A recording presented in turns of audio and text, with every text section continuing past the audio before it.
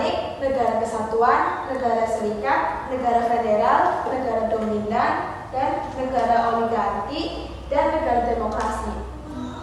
Kalau gitu sistem pemerintahan itu fungsinya buat apa? Fungsi pemerintahan itu ada 3. Yang pertama, fungsi pembangunan, fungsi pemberdayaan, dan fungsi perlayaran.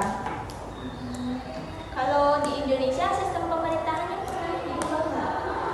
Semenjak tahun 1945, Negara Kesatuan Republik Indonesia memiliki beberapa kali perubahan sistem dan struktur pemerintahan.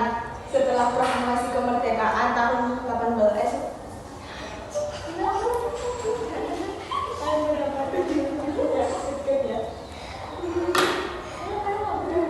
Setelah proklamasi kemerdekaan sejak 18 Agustus 1945, bentuk dan sistem pemerintahan kita dikenal dengan negara kesatuan.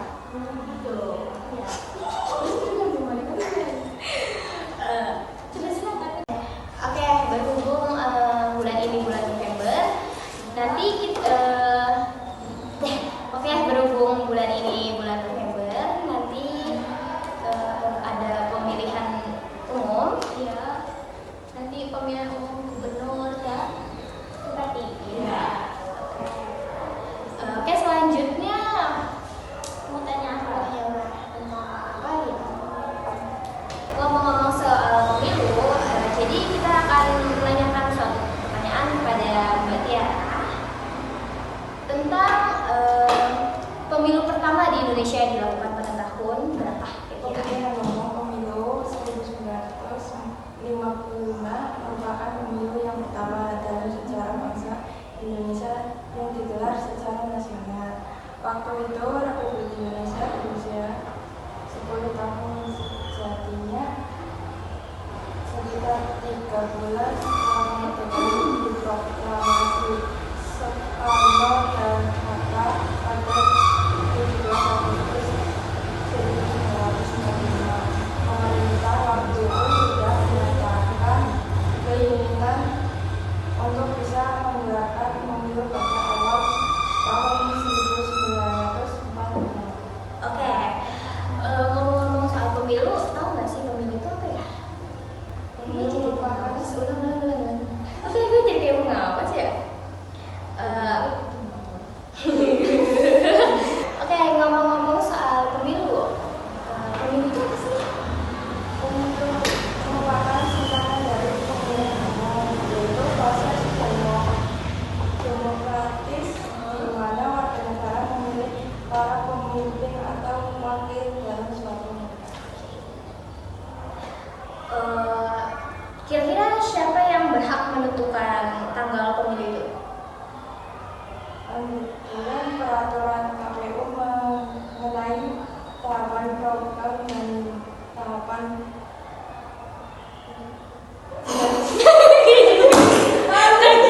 peraturan KPU mengenai tahapan program dan jadwal pemilihan umum adalah kewenangan demokratif KPU yang diberikan oleh undang-undang. Kalau boleh tahu nih, siapa yang bisa mengikuti pemilihan umum? Setiap warga negara yang memenuhi syarat usia, kewarganegaraan, dan syarat lain yang ditetapkan oleh undang-undang berhak untuk mengikuti pemilihan umum. Oke, selanjutnya kita bakal bahas tentang struktur politik ya. Oke.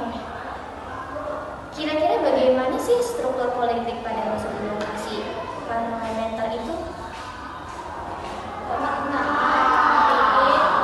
Kepala pemerintahan seperti Perdana Menteri.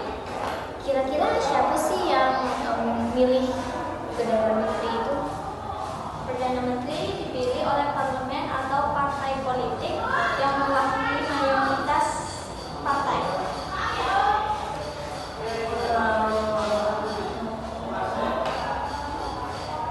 Ngomong-ngomong masa masa demokrasi parlementer, nanti dilihat ya. Bagaimana sih sistem pemerintahan pada masa itu? Kepala negara bisa menjadi presiden atau raja, tetapi kekuasaan eksekutif sebagian besar dilakukan oleh perdana menteri atau kabinet yang bertanggung jawab kepada parlemen. Oke. Buat selanjutnya, apa sih demokrasi liberal? Demokrasi liberal itu sistem politik yang menggabungkan prinsip-prinsip demokrasi dengan hak asasi manusia dan kebebasan individual. Jadi sifatnya luas.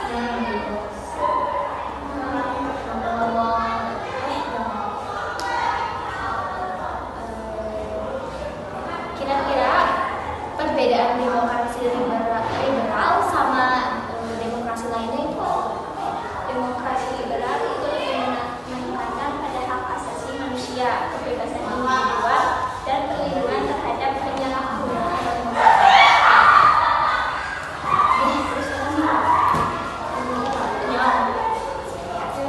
Kembali ke pemilu, kan pemilu pertama kan pada tahun 1955. Nah, hasil pemilu tahun 1955 itu membuka kemungkinan kestabilan politik pada masa Indonesia. Karena partai lebih mementingkan kelompoknya sendiri jika dibandingkan dengan rakyat, maka sebab itu sistem politik tidak stabil. Dan akhirnya Soekarno pun mengeluarkan dekret presiden sebagai pertanda bahwa masa demokrasi parlementer berakhir. Kalau Konstituante pada tahun 1955 itu juga salah satu apa?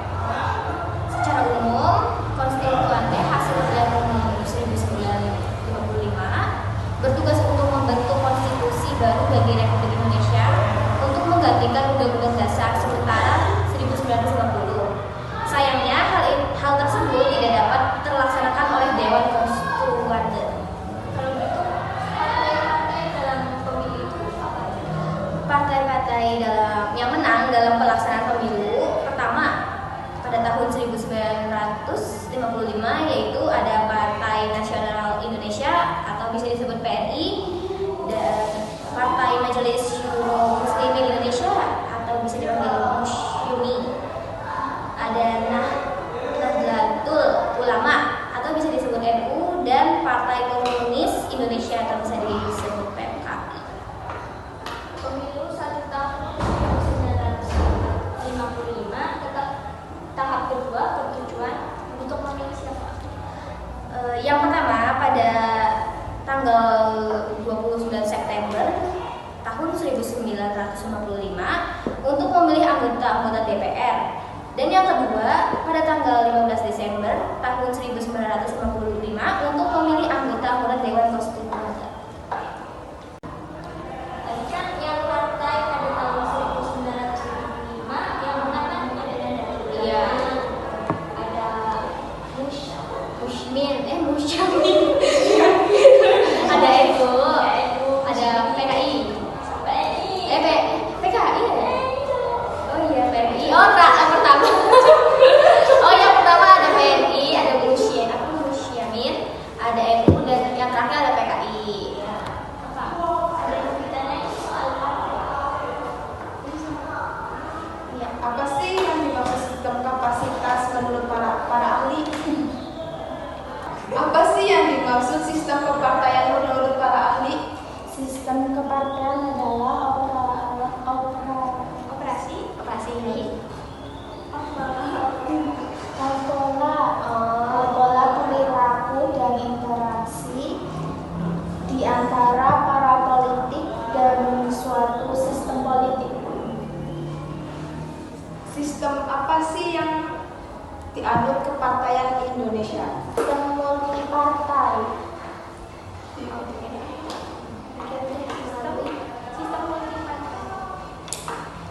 Oke, selanjutnya adalah Melalui keputusan Wakil Presiden yang kelima pada tahun 1949, pemilihan umum tahun diikuti oleh siapa? Partai politik dan peserta independen. Oke, selanjutnya. Bagaimana sih sistem kepartaian Indonesia pada masa Orde Baru? Golkar, PPP, dan PDI. Anjay. PDI apa? Perjuangan. Oke. Gitu aja kira-kira podcast yang bisa kami bahas sama kalian. Kami dari kelas D2 kelompok 6 mengucapkan terima kasih karena sudah nonton podcast kami. Kami akhiri. Wassalamualaikum warahmatullahi wabarakatuh.